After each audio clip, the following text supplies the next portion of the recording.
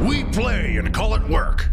Hey everybody, Matthew here from MiniWargaming.com, and welcome to this week's Sit and Talk. Sorry for missing last week's, but we were busy doing the Tau reviews for the new guys, like big old Supremacy Armor Man there and the Artillery Storm Surge as well. Those are already all out, so you can go and check them out on our website. And today, I don't have as much time as I would like to be able to finish this Sit and Talk, so we're only going to be able to have a half an hour show and a half an hour vault show. I had to cut it down by about 15 minutes, just because Dave and I actually were filming more Tau reviews today for the new Ghost Kill, and just with the way the schedule works out, that's all I've got. Before I get into the actual questions, I want to talk a bit about the future of Sit and Talks. I've been thinking about this a lot, and I'm not planning on stopping doing the Sit and Talk, so don't worry about that if you are a fan of the show. But I have been wanting to do a different kind of show as well. The Sit and Talk has always been more about a personal one-on-one time with me, or in the case of the past few, we've had you with some time with some of the other employees as well. And I think that has merit, but there's other shows I want to do that would be more mainstream for wargaming, whereas this one, we could talk about anything. We could talk about wargaming, business, we can get into personal stuff, or religious stuff, so if you're easily offended, don't watch this show.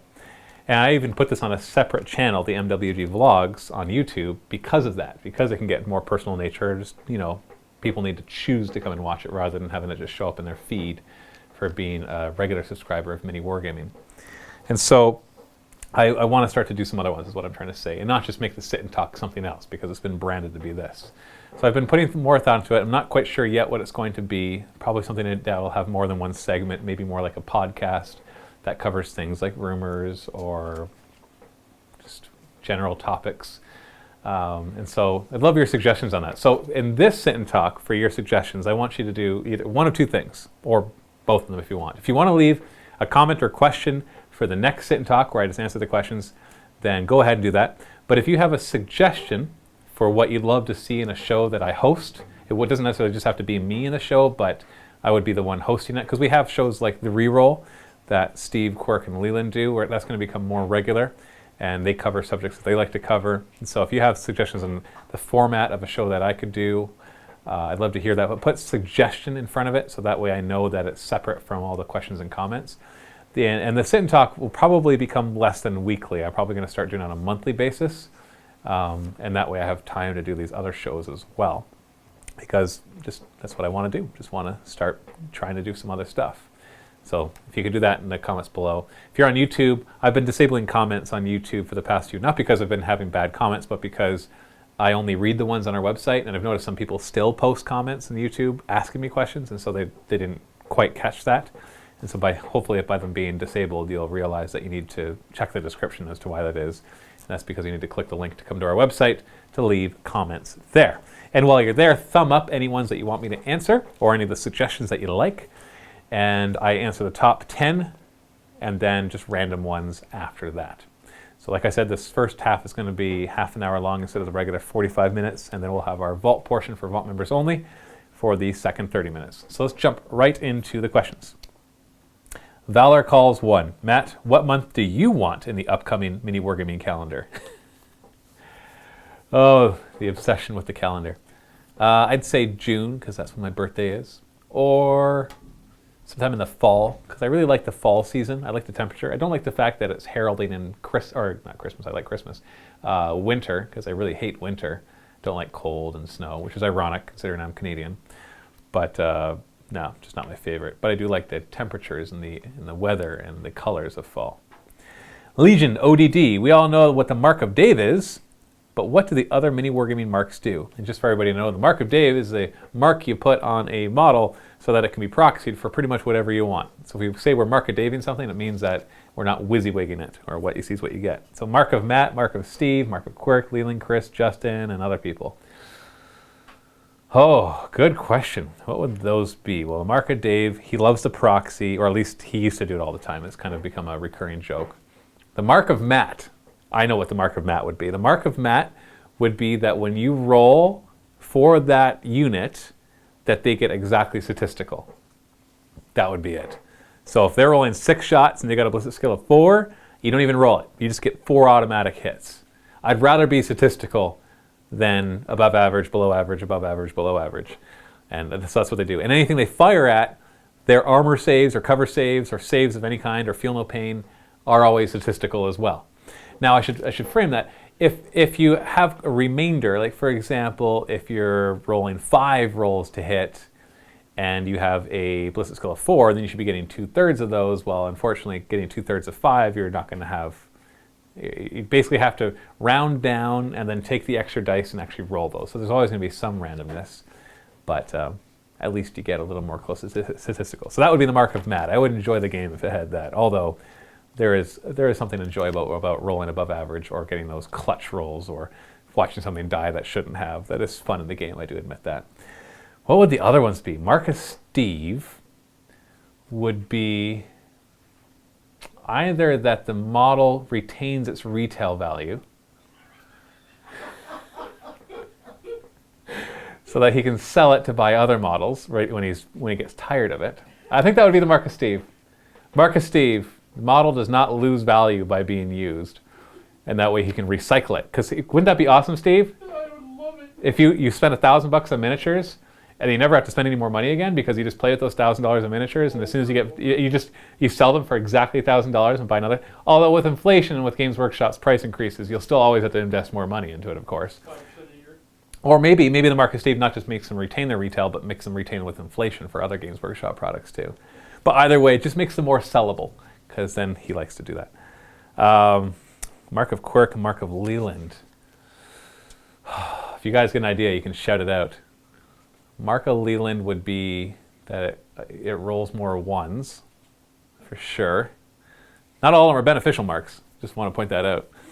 Why am I getting the short end of the stick? It's -1 armor saves. That's what it would be. -1 to your saves. If you didn't roll a 1, re-roll. That's what Mark of Leland would be. Mark of Quirk.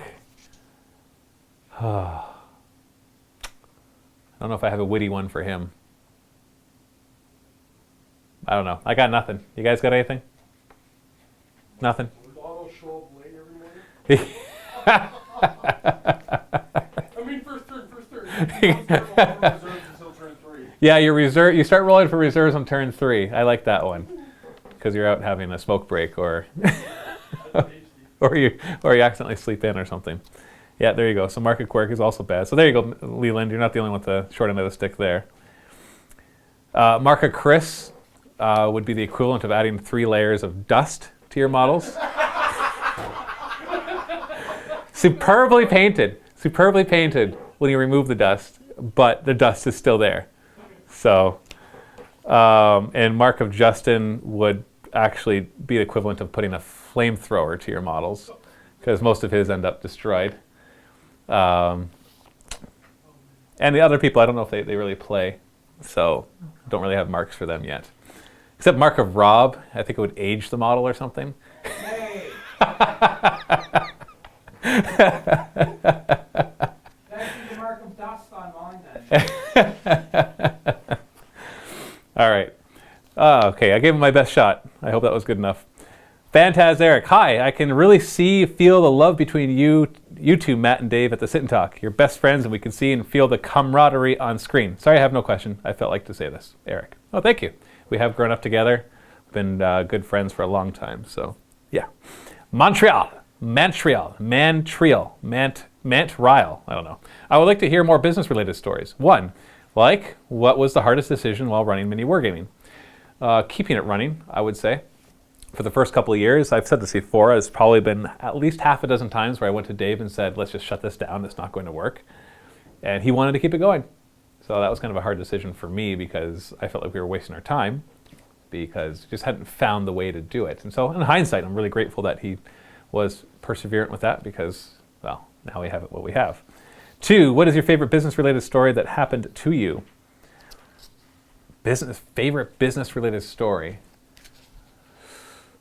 Well, I always say that I like to make lemonade from lemons from when bad things happen. And so there's been a couple times when, my favorite one would be when I thought that our server crashed and that we lost everything, meaning all our vault members.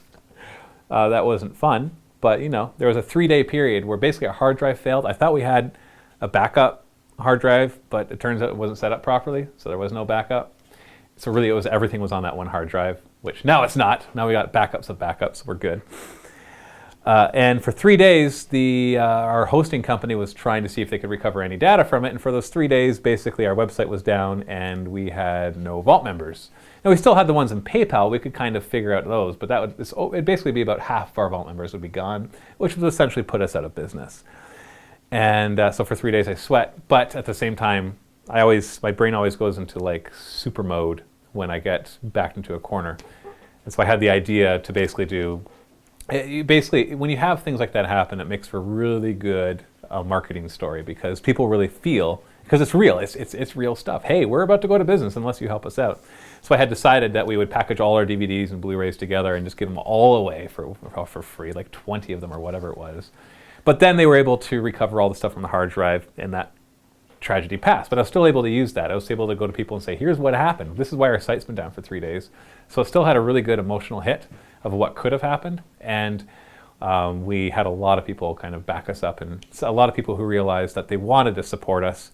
Because a lot of times and for good reason, we look at, when we're looking at our purchases, we look at it mainly as, can I afford this? Is it something I really want? And we forget a lot of times that there's people behind that. Now, when you're dealing with the big companies, it's easy to do that. Like when you're dealing with your telecom companies, those are being run by boards of directors and they have shareholders. And so there is no little guy. It's not like a small business. Whereas when you're dealing with a small business, when you make a purchase from a small business instead of a larger business, I'm not saying that we shouldn't make purchases from large business, just want to point that out. But when you make it from a small business, you make a real financial difference. Like a lot of that money goes into making a real financial difference to the people in that business, not just the owner. The ratio of salaries between the owner of the business and the employees is much, much, much, much smaller than when you go into large corporations where CEOs make millions of dollars a year or even more, whereas you still have the majority of the employees making minimum wage or a few dollars above that. So that's generalization, of course. Whereas in small businesses, the money gets more distributed, more smaller. You won't have like, in a small business, if you have a millionaire owner and everybody else is minimum wage and there's just like 20 employees, that's going to be very rare that kind of thing happens. Because what's going to happen is if they're able to be a millionaire with that small business, then somebody else is going to see the opportunity, probably one of the employees, to go out and start a competing business. And because they'll actually hire people at a higher wage, they'll be able to compete with that in terms of talent and what they're able to produce. And that other business then will make less money, and the guy won't be able to be a millionaire anymore, most likely. That's, once again, generalizing. So typically with small businesses, you can make much more of a financial impact. So when people see us, they realize we're just a small business. We don't even have a dozen employees. And so they see something that could have happened. It really makes them realize, hey, what's a few bucks a month? Because I know that that's going to make a big difference to them. And they really rallied behind that, including the time when Games Workshop changed the policy so we couldn't sell online anymore. And so we decided to shut our store down. It wasn't just because of that, but that was kind of the final nail in the coffin. People really rallied behind that.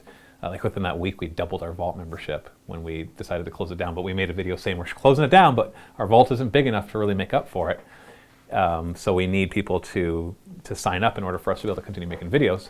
And sure enough, they did. And within a few months, we were able to be profitable without having the store, which was just fantastic. So I love those kind of things. They're stressful as can be. I'd probably lose a couple of years off my life, grow another 50 gray hairs, or a bunch of my hairs turn gray. But in the end, they really help us to make a difference with our business. So yeah, that kind of thing. And that kind of answers the third question too. What are we most proud of with our business is just being able to build the community of people who actually care. There's always going to be some people who don't care. They just come to watch videos, and they don't really ever care about the business, and that's fine. There's always going to be a good percentage of people like that. But there's a lot of people that really do care, and that's really good. Boba, hi Matt, I have 2 questions. Have you ever thought about making a small wiki or something like that with all the content of mini wargaming campaigns, characters, etc.? And will we see Commissar Khrushchev again? I've had that suggestion before. It's not. I've even kind of looked into doing it, and it's definitely on my idea list of things that I might one day do. Yeah, it's just wikis thrive when you have a larger community, and the wargaming community is already a small one in comparison to others, and then you get like a niche within a niche of a niche, which is mini wargaming's narrative campaigns within mini wargaming's viewers within the 40K viewers, and it's not going to be a lot of people to maintain that, which we can always maintain it as well. But wikis really thrive when it's like a lot of people contributing all the different things to make it really good. Like we could obviously update it ourselves too, but I don't know if there's enough interest to justify all the extra time and money that we'd put into something like that. Will we see Commissar Khrushchev again? Of course, one day. And will you be hiring in the near future? We don't have any plans to. Can't tell you the next. We just hired a bunch of people in the past few months, and so obviously we have to make sure that we continue to grow, because with a small business or any business, you're always going to be dropping your profits when you first hire somebody, in the hopes that by hiring them, you will be able to make more money in the long run to be able to make up for that and then some, which will then allow you to hire more people and pay the current people that you have more money. So there's no plans to hire. Shadow Ace 1124. Hey Matt, if possible, and if you get to this comment, can you let Chris know that okay, so Chris, I want to challenge him to a painting showdown. Each of us will sit down and see how fast we can finish 3 models in one sitting to a tabletop standard from start to finish using anything in our arsenal. This is Shadow Ace. Last time I commented about this was months ago, and you did the sit and talks at home. This challenge might never happen, but I really want to see his reaction. So he wants to challenge you to a painting showdown where you sit down and paint 3 models tabletop as fast as you can. Bring it. You got to come in though. You gotta bring it. Yeah, you can't just do it over like the internet or something, because No. you could like edit your videos and make it look like you did it faster. Yeah. And You have to finish something in good time, Chris. Yeah, and Chris, it said tabletop. It says tabletop. tabletop. Yeah, piece of cake, right? Bring it. Right. Really, we should get like Lee into that as well, because he's like our tabletop painter. That's what his job is. But yeah, you come here and we'll do that. I promise. I'm serious. Yeah. Best regards, Andy. His name is Andy. Andy. He's the one that made Sergeant Andreas. I am glad that you enjoyed using Sergeant Andreas. He did really well in his debut, thanks to your awesome dice rolls, and I'm glad to see him in action. So he's the one that he actually is the one that helped us choose the Mini Wargaming color scheme. He won the contest for choosing the Mini Wargaming color scheme, and now he has Sergeant Andreas that he painted up and sent to us as one of the named characters in the Sentinels of the Forge Space Marine chapter. That's the name of our Mini Wargaming Space Marine chapter. Aircade, Matt, what is the most frustrating part of operating a business like yours? I would say 2 things. One is Games Workshop, and I'm not just saying that to bash them. There's a few things that they do that are kind of frustrating. One, I know some of the reasons why they'd want to do this, but we don't know what's going to come out until like maybe a month in advance, because then we hear the rumors get pretty solid around a month in advance. Sometimes they're wrong, but for the most part, you can gauge off of that. And so we're planning battle reports months in advance. We're filling in our schedule. And then all of a sudden there's a huge release, and it's like, crap, we don't have enough time to make special videos about this. So I'd love to have maybe a 1 or 2 month, at least, solid release schedule. Would be really helpful for that. Also, other stuff like their policies have been kind of annoying, and not doing FAQs and erratas, so we have to take the flack for making decisions on how rules are supposed to work that are totally ambiguous. And things like that is not so nice. I wish they took better care of their rules and did more balanced rule set. Miniatures are fantastic. The game is actually a lot of fun. I just wish it was more balanced. Things like that. I think I already said things like that a few times. The frustrating part of operating a business is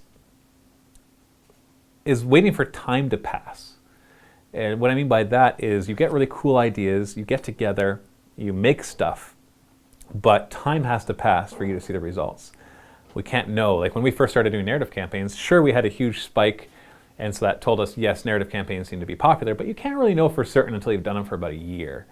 And you see, because people all respond differently to things when they're new to when they become just what you expect to happen all the time.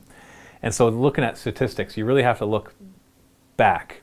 And so you're always making decisions based on data that's not totally new. You can make, we do have up-to-date data on people signing up for Vault memberships right now and why they're signing up, but you always get a better picture as you look back over time. And so when you get new ideas and you're trying new things, you hire new employees, it takes time for the stuff to come to fruition. And I'm not exactly a patient person. I like to see results as quickly as possible, and so that's hard too, but obviously overcomable.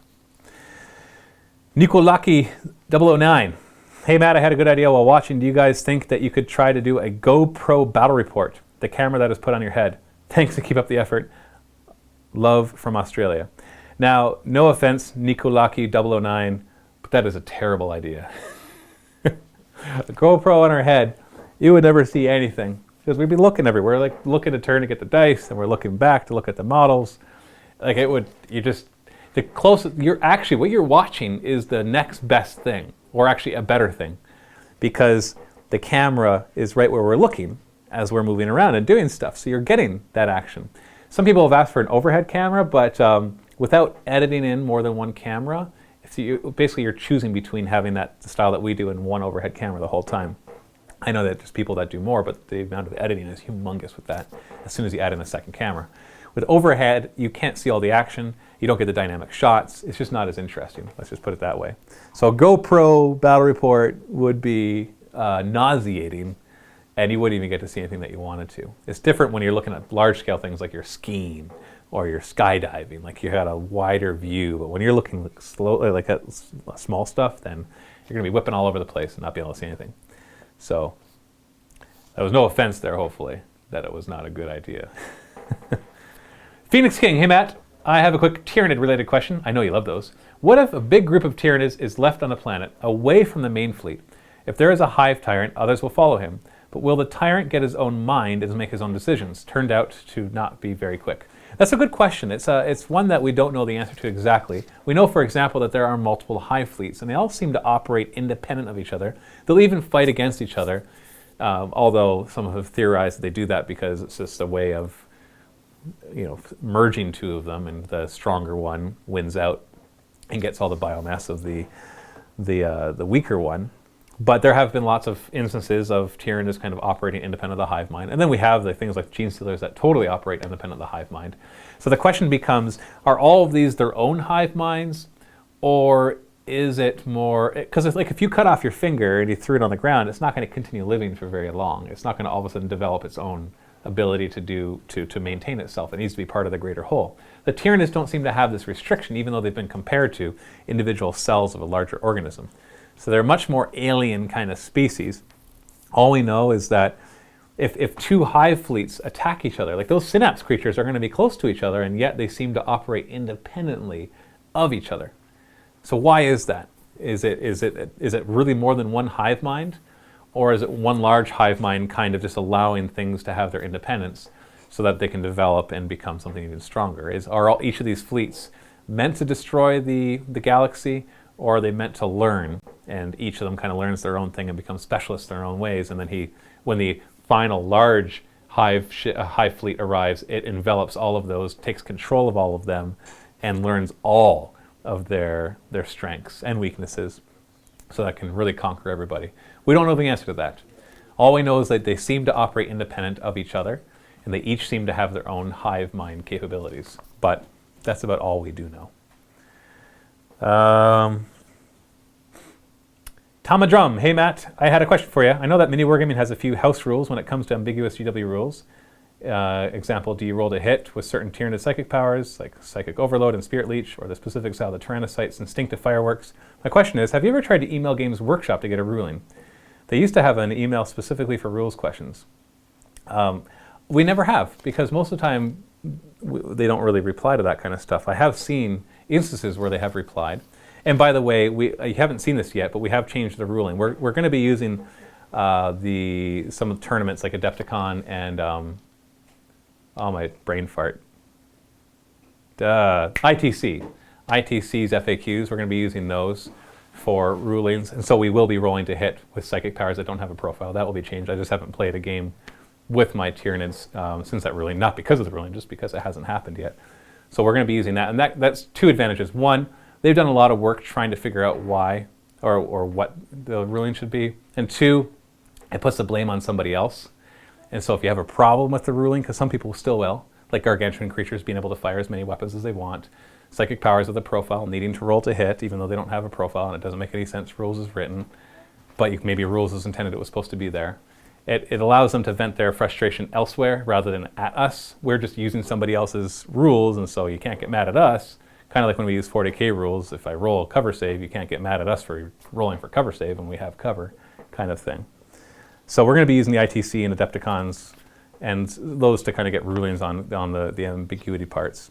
But Games Workshop is not really actively, at least they don't seem to, interested in trying to correct those ambiguities like they used to with a lot of FAQs and erratas. And mentality. Hey, I'm M. How cool would it be if they turned Old One-Eye into a Lord of War with fitting stats and abilities? What would you like to see to be a Lord of War for Tyranids?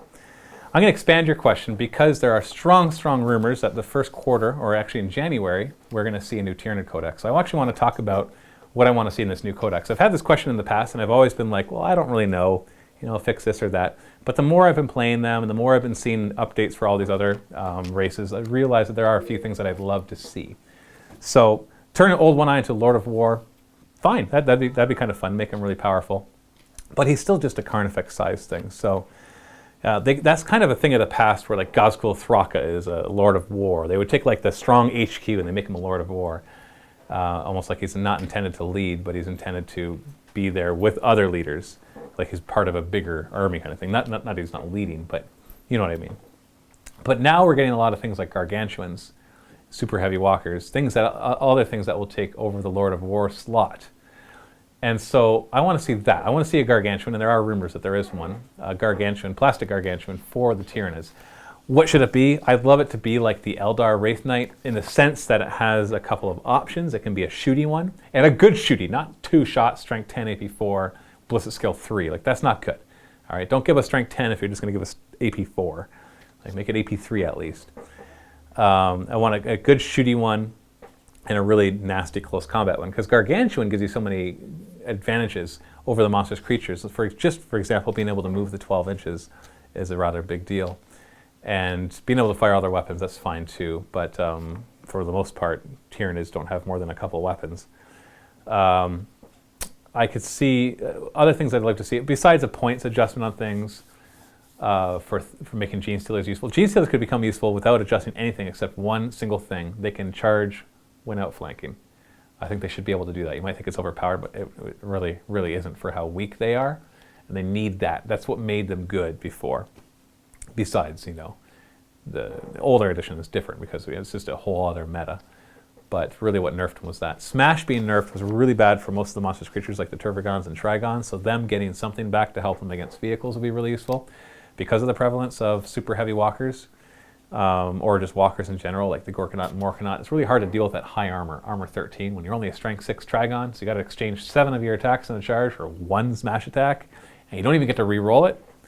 That's very disappointing. So the Trigon, to me, has lost a lot of its oomph because of that, whereas before, it could take on a vehicle, because smashing, it would go from 7 attacks to 4 on the charge, and those would be 4 strength 10 attacks. And on top of that, it used to be able to re-roll all of its hits.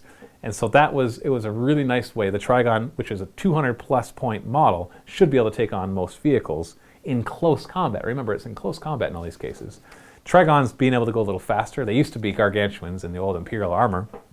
Not necessarily making them Gargantuans, but allowing them to move 12 inches. So almost like, I guess kind of like jump monstrous creatures, but they wouldn't be jump because they're clearly staying on the ground the whole time. But maybe they're more like beast monstrous creatures.